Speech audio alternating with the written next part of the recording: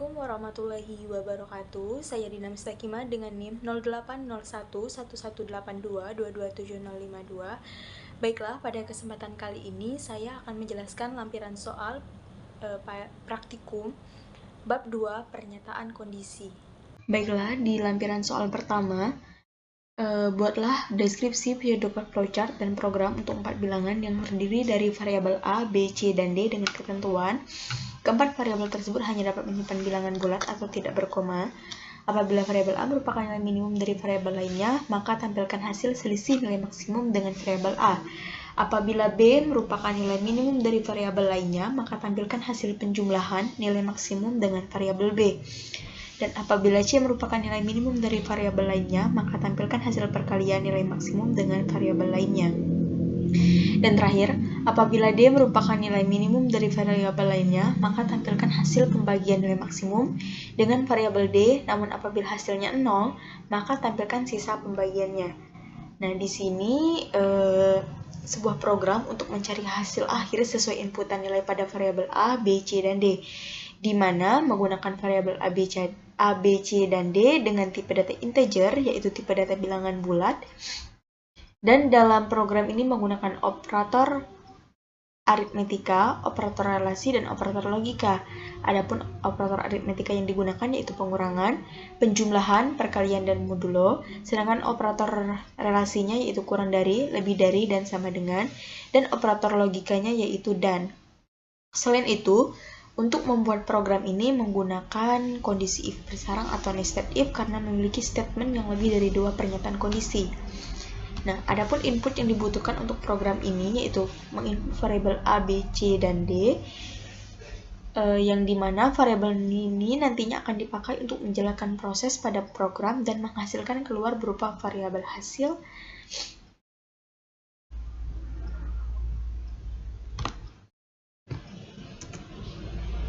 akhir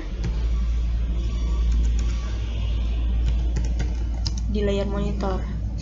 Untuk prosesnya, yang pertama itu lanjut ke pseudocode-nya.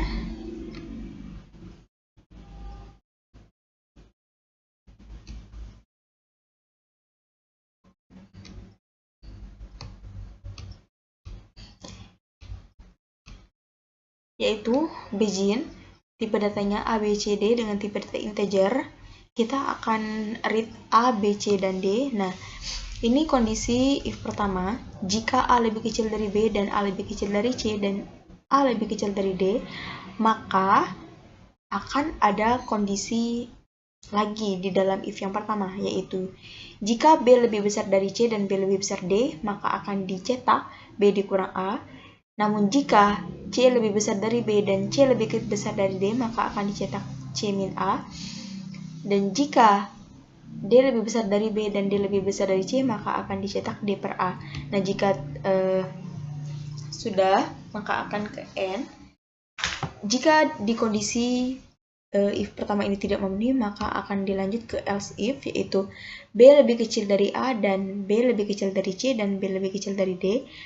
Maka jika A lebih besar dari C dan A lebih besar dari D, akan mencetak A ditambah B. Jika C lebih besar dari A dan C lebih besar dari D, akan dicetak C tambah B. Dan jika D lebih besar dari A dan D lebih besar dari C, maka akan dicetak D tambah B. Nah, jika pernyataan kondisi kedua juga tidak memenuhi, maka akan dilanjut ke pernyataan kondisi yang ketiga, yaitu jika C lebih kecil dari A dan C lebih kecil dari B dan C lebih kecil dari D, maka di dalamnya ada lagi pernyataan kondisi. Jika A lebih besar dari B dan A lebih besar dari D, maka akan dicetak A dikali C. Dan jika B lebih besar dari A dan B lebih besar dari D, maka akan dicetak B kali C. Dan jika D lebih besar dari A dan D lebih besar dari B, maka akan dicetak D kali C. Nah, jika tidak memenuhi, maka akan dilanjutkan ke pernyataan if yang terakhir, yaitu jika D lebih kecil dari A dan D lebih kecil dari B dan D lebih kecil dari C, maka di dalamnya itu mengandung if lagi. Jika A lebih besar dari B dan A lebih kecil dari C, jika if-nya itu A bagi D itu sama-sama 0, maka akan dicetak A modulus D. Namun jika tidak, akan dicetak A bagi D. Begitupun dengan pernyataan if-nya, lalu program akan berakhir. Untuk flowchartnya,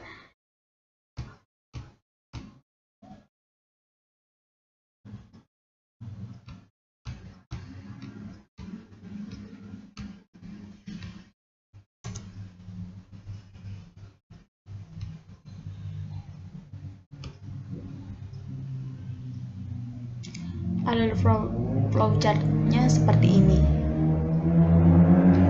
Pertama start, lalu ke inputan. Nah, jika input itu sudah selesai, maka akan dilanjut ke kondisi yang pertama. Jika kondisi pertama memenuhi, maka akan dilanjut ke ini, dan jika memenuhi akan dicetak ini. Namun jika salah, dilanjut ke kondisi yang kedua. Jika benar mencetak ini, jika salah akan dilanjut ke sini. Nah, jika benar mencetak ini, jika salah akan masuk ke pernyataan yang kedua. Nah, jika pernyataan yang kedua ini benar, ke sini. Lalu jika benar akan dicetak ini, jika salah akan lanjut ke sini. Jika benar akan mencetak ini, dan jika salah akan lanjut ke sini. Jika benar mencetak ini, dan jika salah akan dilanjut ke pernyataan kondisi yang ketiga. Jika pernyataan kondisi yang ketiga ini benar, akan dilanjut ke sini dan akan dicetak ini. Namun jika salah akan dilanjut ke sini dan akan dicetak ini. Nah, jika salah, jika benar, jika salah,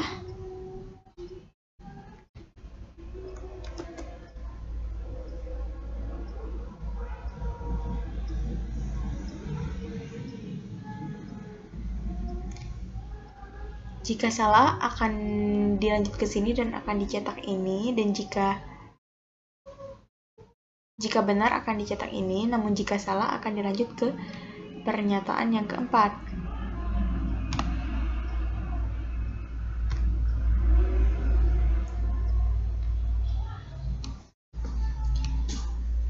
Nah, sama juga di pernyataan yang keempat ini. Jika pernyataan yang keempat ini benar, maka akan lanjut ke sini, dan jika benar, masuk lagi ke if-nya. Jika benar dicetak ini, jika salah dicetak ini. Lanjut lagi ke pernyataan if yang kedua. Jika benar akan lanjut ke sini dan cetak ini, namun jika salah akan cetak ini.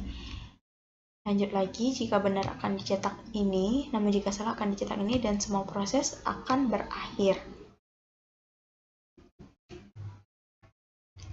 Baiklah, berikutnya kita akan membuat program ini dalam bahasa C++, yaitu untuk mengawali program menggunakan include iostream.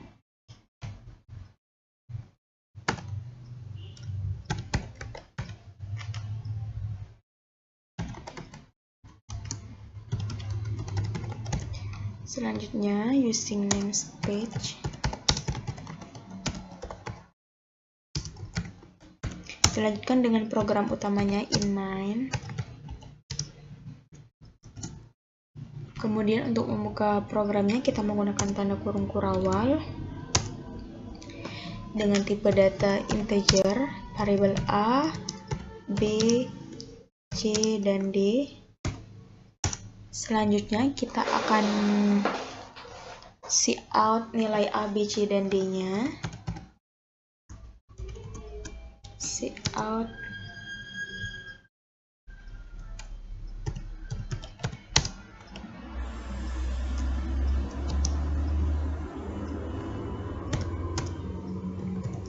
in A.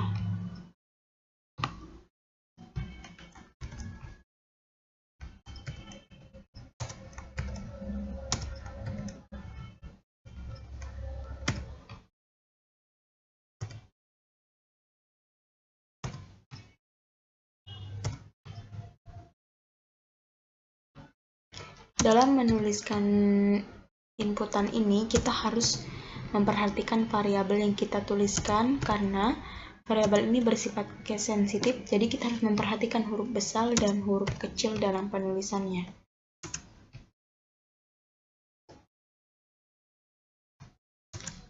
Setelah itu, kita masuk ke pernyataan kondisi yang pertama.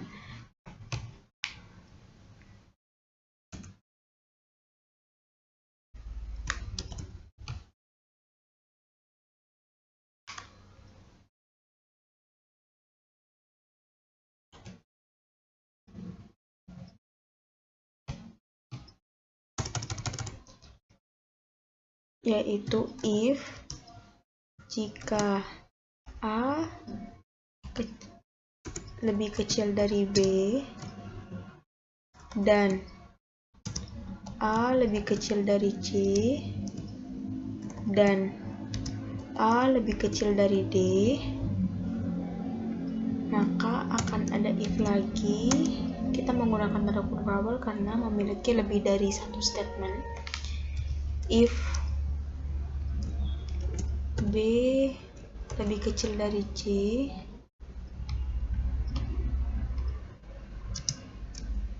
dan B lebih besar dari D,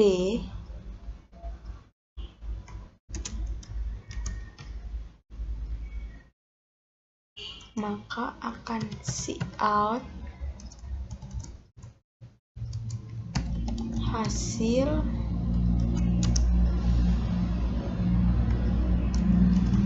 B dikurang A.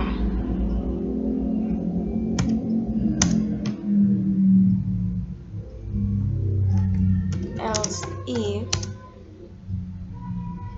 jika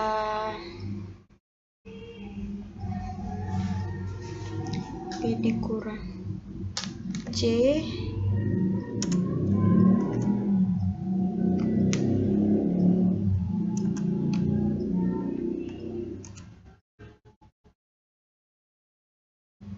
jika C lebih besar dari B dan C lebih besar dari D, maka akan cout hasil C dikurang A.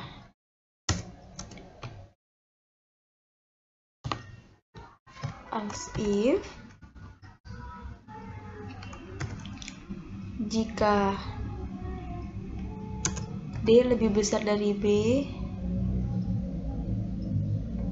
dan D lebih besar dari C, maka akan cout hasil D dikurang A. Nah, selanjutnya kita akan masuk ke if utama yang kedua, yaitu else if jika B lebih kecil dari A dan B lebih kecil dari C dan B lebih kecil dari D, maka kita menggunakan kurung kurawal karena lebih dari dua statement.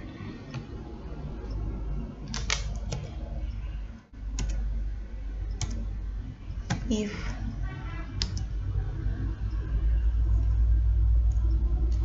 A lebih besar dari C dan A lebih besar dari D,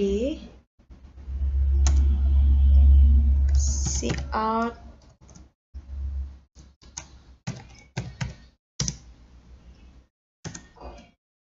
hasil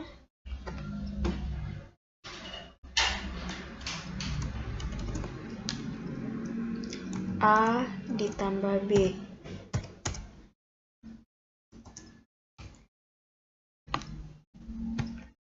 Lanjut ke kondisi yang kedua, else if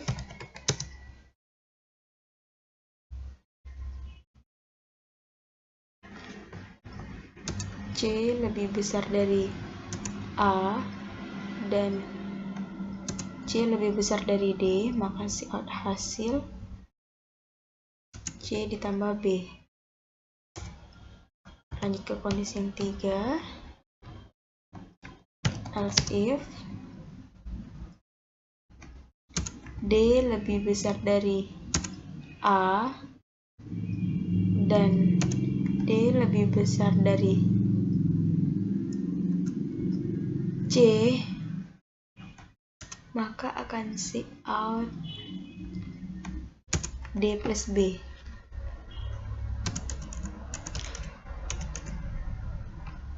Kita lanjut ke pernyataan kondisi yang ketiga.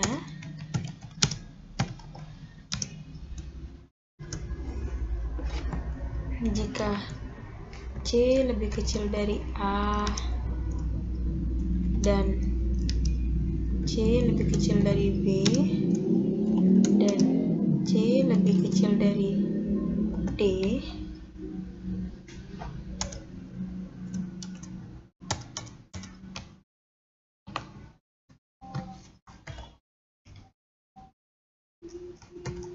maka A lebih besar dari B, A lebih besar dari D, akan count hasil A dikali C. Dan jika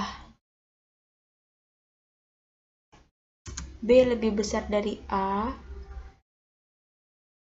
dan B lebih besar dari D, akan diisi out hasil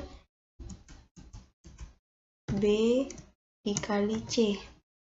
Dan jika D lebih besar dari A dan D lebih besar dari B, maka diisi out hasil D dikali C. Nah, setelah itu kita lanjut ke pernyataan kondisi yang keempat. Else if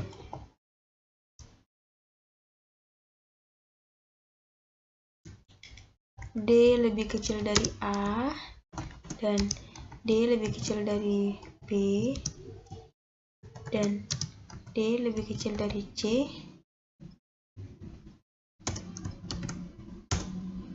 if A lebih besar dari B dan A lebih besar dari C, karena di dalam kondisi ini masih ada pernyataan kondisi, maka kita menggunakan tanda kurung kurawal jika A sama dengan A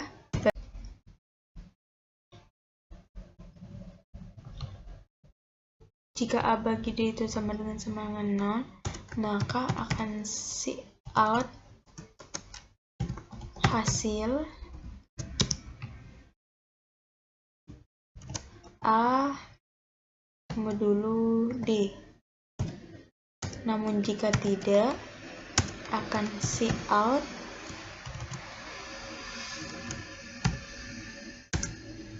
hasil A per D.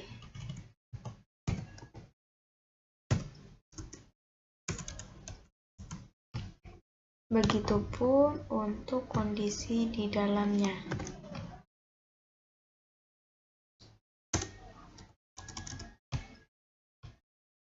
Kondisi yang kedua, jika B lebih besar dari A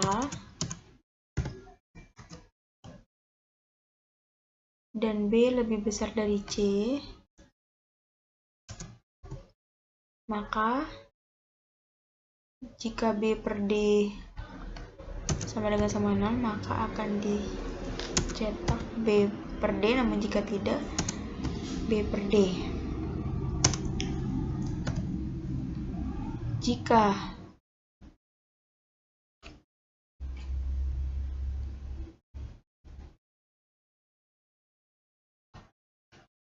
C lebih besar dari A dan C lebih besar dari B,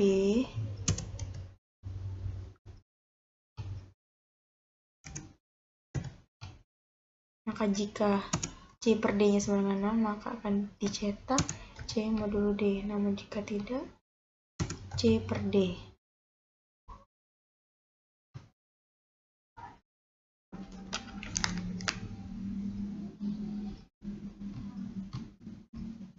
Nah, setelah ini kita akan coba run.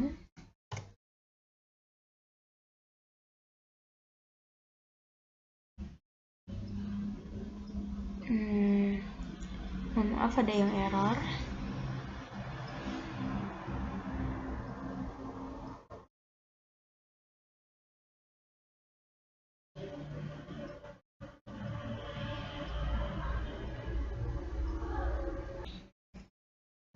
Misalkan kita coba run.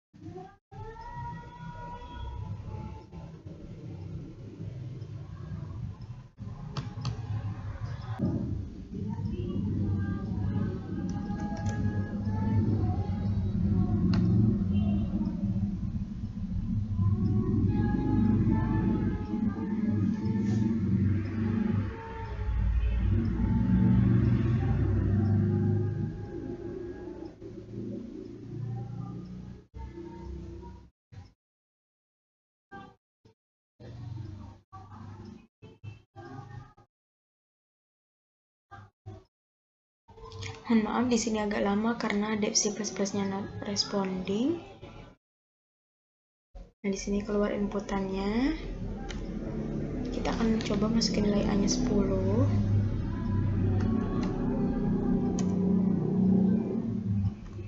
Nilai B-nya 9. Nilai C-nya 8. Nilai D-nya 7. Oke, kita enter, hasilnya 1.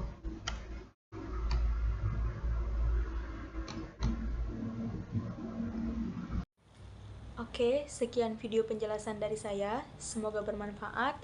Mohon maaf apabila ada kesalahan. Saya akhiri. Wassalamualaikum warahmatullahi wabarakatuh. See you.